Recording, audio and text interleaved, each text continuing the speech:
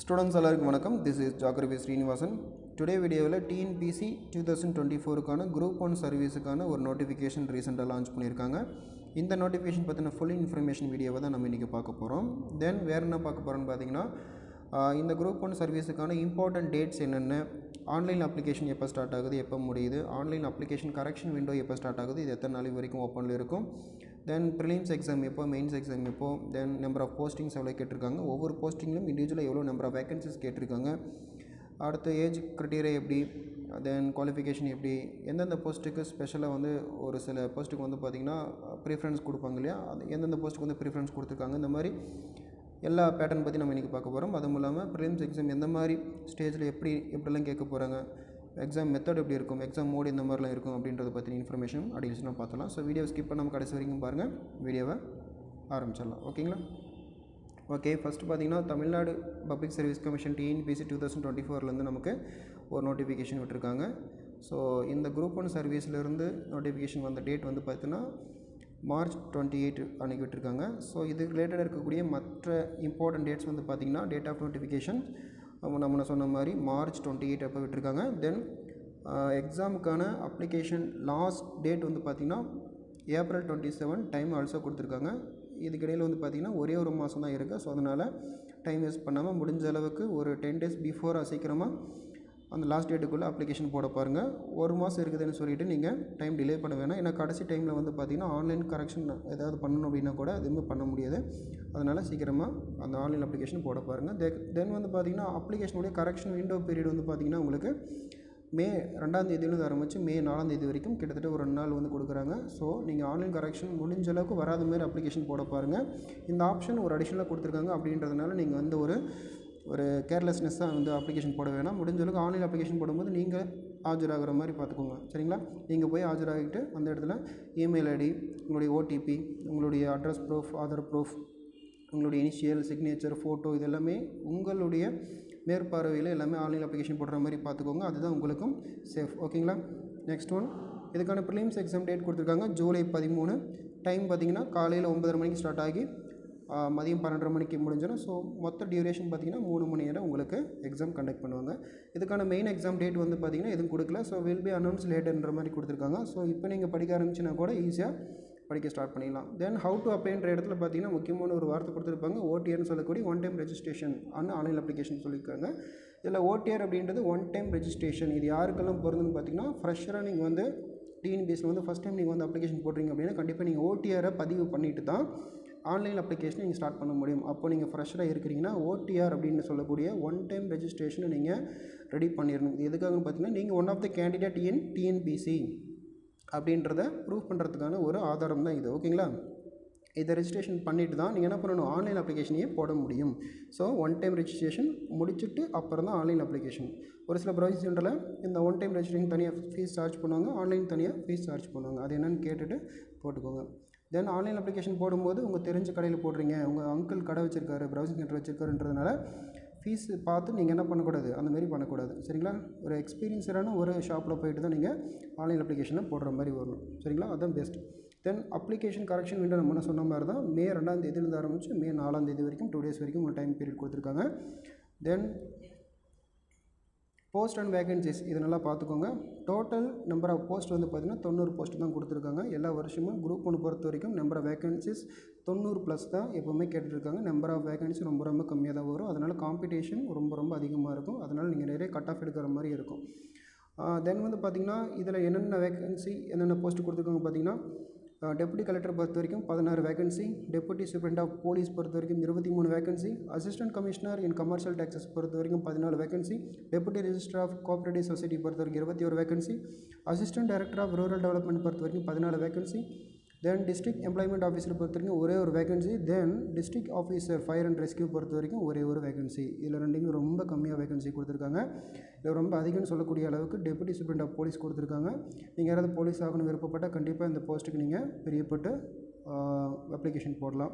But இந்த 7 போஸ்ட்டில் ரொம்ப பவர்ஃபுல் அத்தாரிட்டி யாருன்னு கேட்டிங்கன்னா குரூப் 1 லெவலை பொறுத்த வரைக்கும் இந்த டெப்யூட்டி கலெக்டர் தான். எல்லாருமே ஆசைப்படக்கூடிய ஒரு ஹை அத்தாரிட்டி யாருன்னா டெபுட்டி கலெக்டர். கலெக்டருக்கு அடுத்தது கலெக்டர் கீழே இவங்க தான் டெபுட்டி துணை ஆட்சியர் அப்படின்னு சொல்லக்கூடிய டெபுட்டி கலெக்டர் ரேஞ்ச் தான். அதனால் 16 வேகன்சி கொடுத்துருக்காங்க. பட் இருந்தாலும் காம்படிஷன் எவ்வே இருந்தாலும் நல்லா சின்சியராக படிச்சுன்னு கண்டிப்பாக உங்களால் அச்சீவ் பண்ண முடியும். தென் இதில் வந்து பார்த்திங்கன்னா 2 யூனிஃபார்ம் சர்வீஸ் போர்டு வரும். ஒன்று நீங்கள் டெபுட்டி சூப்பரண்ட் ஆஃப் போலீஸுக்குள்ளே போகலாம், அப்படி இல்லை அப்படின்னா நீங்கள் ஃபயர் அண்ட் ரெஸ்கியூக்குள்ளே போகலாம். ரெண்டுமே வந்து பார்த்திங்கன்னா யூனிஃபார்ம் சர்வீஸ் போர்டுக்குள்ளே தான் வரும். ஸோ அதனால் அதையும் பார்த்துக்கோங்க. நெக்ஸ்ட் வந்து பார்த்திங்கன்னா இதுக்கான 7 எலிஜிபிலிட்டி கண்டிஷன்ஸ் வந்து கொடுத்துருக்காங்க. அதாவது 1/7/2024 படி அப்படின்ற மாதிரி கொடுத்துருக்காங்க. ஸோ இந்த தேதியின் படி உங்களுடைய வயசு எது வரைக்கும் இருக்கலாம் அப்படின்னு பார்த்தீங்கன்னா 21 கம்ப்ளீட் பண்ணியிருக்கணும் வித் எனி ஒன் டிகிரி. சரிங்களா, 21 கம்ப்ளீட் பண்ணியிருக்கணும். மேக்ஸிமம் ஏஜ் லிமிட் வந்து பார்த்திங்கன்னா உங்களுக்கு 34 வரைக்கும் இருக்கணும். சரிங்களா, 34 கம்ப்ளீட் பண்ணியிருக்கணும். ஓகேங்களா, ஓகே. நீங்கள் 34க்குள்ளே இருக்கலாம். ஆனால் நீங்கள் ஒரு வேளை இந்த 3வது போஸ்ட் நீங்கள் கவனித்து பாருங்கள். அசிஸ்டன்ட் கமிஷனர் கமர்ஷியல் டேக்ஸஸ் பொறுத்த வரைக்கும் நீங்கள் பிஎல் டிகிரி ஆல்சோ முடிச்சிருக்கீங்க அப்படின்னா உங்களுக்கு 1 வருஷம் எக்ஸ்டென்ஷன் கொடுப்பாங்க. சரிங்களா, 35 வயசு வரைக்கும் நீங்கள் எழுதலாம். இது நீங்கள் பார்த்துக்கோங்க. மற்ற போஸ்ட்டுக்கு எல்லாத்துக்குமே நமக்கு 34 கொடுத்துருக்காங்க. Okay, next one age concession. நீங்கள் எம்பிசியாக இருக்கலாம், பிசியாக இருக்கலாம், பிசிஎம்மாக இருக்கலாம், எஸ்சி எஸ்டி யாரெல்லாம் இருக்கலாம். பட் இந்த 7 போஸ்ட்டுக்கும் வந்து பார்த்திங்கன்னா மேக்ஸிமம் ஏஜ் லிமிட் வந்து பார்த்திங்கன்னா 39 வரைக்கும் உங்களுக்கு கொடுத்துருக்காங்க இல்லையா. இந்த 39ன்றது இந்த ஒரு போஸ்ட்டை தவிர பாருங்கள், பிஎல் டிகிரி முடிச்சிருந்தால், அதாவது அசிஸ்டன்ட் கமிஷனர் கமர்ஷியல் டேக்ஸஸ் பொறுத்த வரைக்கும் நீங்கள் பிஎல் முடிச்சிருந்தீங்க அப்படின்னா நீங்கள் 40 வயசு வரைக்கும், அதாவது 1 வருஷம் எக்ஸ்ட்ரா உங்களுக்கு கொடுக்குறாங்க. அதை நீங்கள் பார்த்துக்கோங்க. இப்போ ரீசெண்டாக உங்களுக்கு லாக்டவுன் வந்தது இல்லையா. ஸோ லாக்டவுன் வந்ததுனால உங்களுக்கு ஏஜ் எக்ஸ்டென்ஷன் ஒரு 2 வருஷம் எக்ஸ்ட்ரா கொடுத்துருக்காங்க. அதையும் நீங்கள் பார்த்துக்கோங்க. So next one number of போஸ்ட்டுக்கு ஏற்ற மாதிரி அவங்களுக்கு சில எஜுகேஷன் குவாலிஃபிகேஷன் கொடுத்துருக்காங்க. பொதுவாக எல்லாருக்கும் தெரிஞ்ச ஒரு விஷயந்தான்.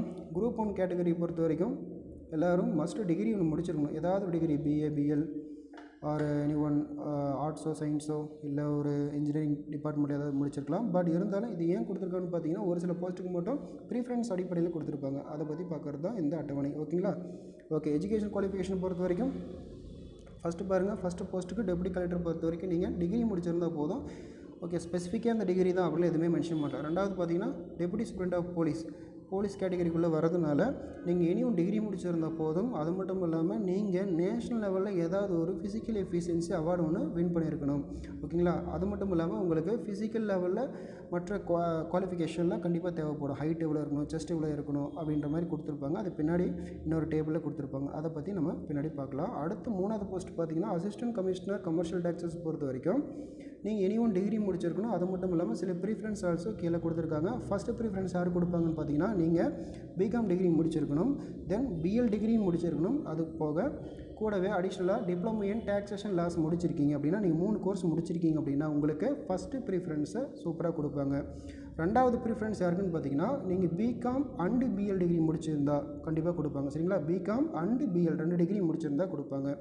மூணாவது ப்ரிஃபரன்ஸ் வந்து பார்த்திங்கன்னா பிகாம் டிகிரி முடிச்சிருக்கேன் அல்லது பிஎல் டிகிரி மட்டும் தான் முடிச்சிருக்கேன், ஓகே எனி ஒன்று முடிச்சிட்டிங்க, கூட அடிஷ்னலாக டிப்ளமோ இன் டாக்ஸேஷன் லா படிச்சிருங்க சார் அப்படின்னா கண்டிப்பாக உங்களுக்கு தேர்ட் ப்ரிஃபரன்ஸ் கொடுப்பாங்க. நாலாவது ப்ரிஃபரன்ஸ் யார் கொடுப்பாங்கன்னா பிகாம் மட்டும்தான் முடிச்சிருங்க அல்லது பிஎல் மட்டும்தான் சார் முடிச்சிருங்க அப்படின்னா கண்டிப்பாக உங்களுக்கு ஃபோர்த்து ப்ரிஃபரன்ஸ் கொடுப்பாங்க. வாட் எவர் இட் இஸ், நீங்கள் ஃபஸ்ட்டு ப்ரிஃபரன்ஸில் வரணும் அப்படின்னா இந்த 3 டிகிரியும் கம்ப்ளீட் பண்ணியிருக்கணும். ஓகேங்களா, next one deputy register of cooperative சொசைட்டியை பொறுத்த வரைக்கும் நீங்கள் எனி ஒன் டிகிரி முடிச்சிருந்தால் போதும். சரிங்களா, ஸ்பெசிஃபிக்காக இந்த டிகிரி தான் எதுவுமே மென்ஷன் பண்ண கிடையாது. அடுத்தது 5வது போஸ்ட் பொறுத்த வரைக்கும் assistant director of rural development பொறுத்த வரைக்கும் எனி ஒன் டிகிரி. அதுபோக கீழே வந்து பார்த்திங்கன்னா சில ப்ரிஃபரன்ஸ் அடிஷ்னலாக மென்ஷன் பண்ணியிருக்காங்க. Post graduate degree in rural services of the Gandhigram rural இன்ஸ்டியூட்டில் நீங்கள் முடிச்சிருந்தால் கொடுப்பாங்க. ரெண்டாவது போஸ்ட் கிராஜுவேட் முடிச்சிருக்கணும் அல்லது டிப்ளமோ இன் டாக்ஸேஷன் எக்ஸ்டென்ஷன் முடிச்சிருக்கணும், டிப்ளமோ இன் எக்ஸ்டென்ஷன் முடிச்சிருக்கணும். அடுத்தது பார்த்திங்கன்னா post graduate degree or diploma in sociology முடிச்சிருக்கணும். எதுக்கு? இந்த அசிஸ்டன்ட் டைரக்டர் ஆஃப் ரூரல் டெவலப்மெண்ட்டுக்கு. ஸோ இதை நீங்கள் பார்த்துக்கோங்க. அடுத்தது டிஸ்ட்ரிக்ட் எம்ப்ளாய்மெண்ட் ஆஃபீஸரை பொறுத்த வரைக்கும் இனியும் டிகிரி. அது போக உங்களுக்கு வந்து பார்த்திங்கன்னா எக்ஸ்ட்ராவாக எக்கனாமிக்ஸ் முடிச்சிருக்கலாம், எஜுகேஷன், சோசியாலஜி, ஸ்டாட்டு, சைக்காலஜி இதில் முடிச்சிருக்கலாம். இது போக போஸ்ட் கிராஜுவேட் டிப்ளமோ இதை நீங்கள் முடிச்சிருக்கலாம். சரிங்களா, post graduate diploma in social science இதை நீங்கள் முடிச்சிருக்கணும். ஓகேங்களா, நெக்ஸ்ட் ஒன் கடைசி போஸ்ட் பார்த்தீங்கன்னா உங்களுக்கு ஃபயர் அண்ட் ரெஸ்கியூ. இதில் வந்து பார்த்தீங்கன்னா இனியும் டிகிரி முடிச்சிருந்தால் போதும். ஸ்பெசிஃபிக்காக இந்த டிகிரி தான் எதுவுமே மென்ஷன் பண்ணல. ஸோ அதனால் டிகிரி கேண்டிடேட் இருந்தால் கூட போதும். நெக்ஸ்ட் ஒன் நம்ம சொன்ன மாதிரி டிஎஸ்பிக்கு வந்து பார்த்திங்கன்னா தமிழ்நாடு போலீஸ் சர்வீஸ் கீழே வருவீங்க இல்லையா, உங்களுக்கு யூனிஃபார்ம் சர்வீஸ் போர்டு பொறுத்த வரைக்கும் உங்களுக்கு கண்டிப்பாக ஃபிசிக்கல் எஃபிஷியன்சி ரொம்ப ரொம்ப முக்கியம். ஸோ அதனால் பார்த்திங்கன்னா மென்னுக்கும் விமனுக்கும் எந்த மாதிரி ஃபிசிக்கல் குவாலிஃபிகேஷன் கேட்குறாங்கன்னு பார்த்தலாம். இதில் நேம் ஆஃப் த போஸ்ட் பொறுத்த வரைக்கும் டிஎஸ்பி அண்டு ஃபயர் ரெஸ்கியூவில் வந்து பார்த்திங்கன்னா மென்னுக்கு பொறுத்த வரைக்கும் ஹைட் நீங்கள் மினிமம் 165 சென்டிமீட்டர் ஆஃப் ஹைட் இருக்கணும். சரிங்களா? ஸோ 2 பேருக்குமே அதுதான். விமனை பொறுத்த வரைக்கும் ஒரு 10 சென்டிமீட்டர் கம்மியாக இருந்தாலும் பரவாயில்ல, 155 சென்டிமீட்டர் ஆஃப் ஹைட்டு விமன் கண்டிப்பாக இருக்கணும். இதுவே மென்னை பொறுத்த வரைக்கும் டிஎஸ்பி ஆகட்டும் ஃபயர் ரெஸ்கியூ ஆகட்டும் உங்களுக்கு எப்படி கொடுத்துருக்காங்கன்னா, டிஎஸ்பி பொறுத்த வரைக்கும் நார்மலில் செஸ்ட் வந்து பார்த்திங்கன்னா 86 சென்டிமீட்டரில் இருக்கணும். அதுவே ஃபயர் அண்ட் ரெஸ்கியூ ஆஃபீஸருக்கு வந்து பார்த்திங்கன்னா 89 சென்டிமீட்டர் இருக்கணும். அது எக்ஸ்பென்ஷன் பண்ணிங்க அப்படின்னா 5 சென்டிமீட்டர், இவங்களுக்கும் 5 சென்டிமீட்டர் தான். ஸோ வெயிட்டு பொறுத்த வரைக்கும் நாட் அப்ளிகபிள். சரிங்களா? ஆனால் ஃபயர் அண்ட் ரெஸ்கியூ பொறுத்த வரைக்கும் மென்ஷன் பண்ணியிருக்காங்க 50 kg இருக்கணும் அப்படின்னு சொல்லிட்டு. தென் விமன்ஸை பொறுத்த வரைக்கும் செஸ்ட் மெஷர்மெண்ட்டோ இல்லை எக்ஸ்பென்ஷனோ அல்லது வெயிட்டோ எதுவுமே கிடையாது. So not applicable for women. ஓகேங்களா? So next one. இப்போ நான் சொன்ன அந்த ஃபிசிக்கல் குவாலிஃபிகேஷன் எல்லாமே பார்த்திங்கன்னா ஒரு டாக்டர்கிட்ட இந்த ஃபார்மேட்டில் போய்ட்டு நீங்கள் அதை ஃபுல்ஃபில் பண்ணிட்டு வந்து அப்ளிகேஷன் போட்டிங்க அப்படின்னா கண்டிப்பாக அது யூஸ்ஃபுல்லாக இருக்கும். ஸோ இதை நீங்கள் இந்த ஃபார்மேட் படி நீங்கள் என்ன பண்ணலாம், பக்கத்தில் இருக்கிற ஹாஸ்பிட்டலில் போய்ட்டு நீங்கள் டாக்டர்கிட்ட ஒரு ப்ரூஃப் ஃபைன் வந்துடலாம் இந்த ஃபார்மேட்டில். ஓகேங்களா? So next one. அடுத்தது எக்ஸாம் க்ரைட்டீரியா கொடுத்துருக்காங்க. ப்ரிலிம்ஸ் எக்ஸாம் பொறுத்த வரைக்கும் வந்து பார்த்திங்கன்னா உங்களுக்கு சிங்கிள் பேப்பரில் எக்ஸாம் முடிச்சிருவாங்க. இந்த எக்ஸாம் பொறுத்த வரைக்கும் எல்லாம் பார்த்திங்கன்னா உங்களுக்கு எல்லாமே ஆஃப்லைன் தான், அதாவது OMR மெத்தட் தான், ஜஸ்ட் ஒரு ஸ்க்ரீனிங் மெத்தட் டெஸ்ட் தான். இதில் வந்து பார்த்திங்கன்னா உங்களுக்கு மொத்தமாக உங்களுக்கு 200 கொஷின்ஸ் கேட்பாங்க. ஃபஸ்ட்டு பார்ட் வந்து பார்த்திங்கன்னா ஜென்ரல் ஸ்டடீஸ் ஒரு டிகிரி ஸ்டாண்டர்டில் கேட்பாங்க. 175 கொஷின்ஸ்க்கு எழுத போகிறீங்க. ஆப்டிடியூட் அண்ட் மென்டல் அபிலிட்டி பொறுத்த வரைக்கும் SSLC ஸ்டாண்டர்ட் வைஸ் எழுத போகிறீங்க. ஜஸ்ட் ஒரு 25 கொஷின்ஸ், 2 சேர்த்திங்கன்னா ஒரு 200 கொஷின்ஸ் வந்துடும். ஒரு கொஷினுக்கு 1.5 மார்க் அப்படின்ற பட்சத்தில் உங்களுக்கு 200 கொஷின் வந்து பார்த்திங்கன்னா 300 மார்க் வந்துடும். ஸோ 3 ஹவர்ஸ் வரைக்கும் எழுதுவீங்க. 9:30 ஆரம்பித்து 12:30 வரைக்கும் நீங்கள் எழுத போகிறீங்க. 3 ஹவர்ஸ் வரைக்கும் இந்த கொஷின் எழுத போகிறீங்க. ஸோ மினிமம் குவாலிஃபைங் நீங்கள் SCயாக இருக்கலாம், STயாக இருக்கலாம், MPC எனிதர் கம்யூனிட்டியாக இருந்தாலும் நீங்கள் மினிமம் 90 எடுத்த குவாலிஃபிகேஷன். பட் இது பத்தாது, ஜஸ்ட் குவாலிஃபை அவ்வளோதான். ஆனால் அதருக்கு பார்த்தீங்கன்னா 120 எடுக்கணும்னு சொல்லியிருக்காங்க. ஆனால் நீங்கள் வாட் எவர் இட் இஸ் நீங்கள் 155 ப்ளஸ் எடுக்கலாம், இல்லை 160 ப்ளஸ் எடுத்தால் தான் உங்களுக்கு வந்து மினிமம் கேரண்டி. ஓகேங்களா? தென் வந்து பார்த்திங்கன்னா இந்த ஸ்க்ரீனிங் டெஸ்ட்னு சொல்லக்கூடிய இந்த ப்ரிலிம்ஸ் எக்ஸாம் எதுக்காகனா just eligibility to next level, அதாவது நீங்கள் மெயின்ஸ் எக்ஸாமுக்கு நீங்கள் போகிறதுக்கான ஒரு பேசிக் குவாலிஃபிகேஷன் அவ்வளோதான். ஸோ ப்ரிலிம்ஸ் பாஸ் பண்ணுறோம் அப்படின்றதுனால பெருசாக சந்தோஷப்பட்டதில் ஒன்றும் இல்லை. அதையும் தாண்டி அடுத்தது மெயின்ஸ் ஒன்று இருக்குது, ரிட்டன் எக்ஸாமினேஷன். ஓகேங்களா? இதுக்கு முன்னாடி ஜஸ்ட் அப்ஜெக்டிவ் டைப் தான். இது வந்து என்ன எப்படி சொல்லலாம், டெஸ்கிரிப்டிவ் டைப். ஃபுல் அண்ட் ஃபுல்லாக நீங்கள் கைப்பட இதெல்லாம் தியரியை எழுதணும். ஓகேங்களா? இதில் மொத்தம் 4 பேப்பர்ஸ் இருக்குது. Paper 1, paper 2, paper 3, paper 4. Paper 1 அப்படின்றது எல்லாருக்குமே மஸ்ட் எலிஜிபிள். ஓகேங்களா? ஒரு தமிழ் எலிஜிபிலிட்டி டெஸ்ட்னு சொல்லுவாங்க. SSLC ஸ்டாண்டர்ட் வைஸில் தான் கேட்பாங்க. இதுக்கு ஒரு 3 ஹவர்ஸ் வந்து டியூரேஷன் கொடுத்துருவாங்க. மொத்தமாக 100 மார்க். 100 நீங்கள் கண்டிப்பாக நீங்கள் எந்த கேட்டகரியாக இருந்தாலும் 40 மார்க் கண்டிப்பாக எடுத்துருக்கணும். அதர்ஸுக்கு 40 மார்க் கம்ப்ளீட்டாக எடுத்து ஆகணும். ஓகேங்களா? ஏன்னு கேட்டிங்கன்னா இந்த தமிழ் எலிஜிபிலிட்டி டெஸ்ட்டில் நீங்கள் மினிமம் 40 மார்க் எடுத்திருந்தால் மட்டும்தான் நீங்கள் அடுத்தடுத்து வரக்கூடிய 3 பேப்பருக்கும் எலிஜிபிள். ஓகேங்களா? ஸோ 2வது பேப்பர் வந்து பார்த்திங்கன்னா GS டிகிரி ஸ்டாண்டர்டில் கேட்பாங்க. 3வது பேப்பர் அதுவும் GS தான், டிகிரி ஸ்டாண்டர்டில் கேட்பாங்க. அடுத்து 4th பேப்பர் ஜென்ரல் ஸ்டடீஸ், அதுவும் டிகிரி ஸ்டாண்டர்டில் தான் கேட்பாங்க. ஸோ ஒவ்வொன்றுக்கும் 3 மணி நேரம் டைம் டியூரேஷன் கொடுத்துருவாங்க. ஒவ்வொரு பேப்பருக்கும் தமிழை தவிர மற்ற எல்லாத்துக்குமே 250 mark 250 mark 250 mark. So last இன்டர்வியூக்கு ஒரு 100 மார்க் ஆக மொத்தம் உங்களுக்கு 850 மார்க்குக்கு உங்களுக்கு இந்த மெயின்ஸ் எக்ஸாம் வைப்பாங்க. ஓகேங்களா? அப்போது பேப்பர் 1ன்ற இந்த தமிழ் எலிஜிபிள் டெஸ்ட்டுக்கு வந்து மார்க் கிடையாது. அதனால் உங்களுக்கு பேப்பர் 2, பேப்பர் 3, பேப்பர் 4 இதுக்கு மட்டும் அண்டு இன்டர்வியூ.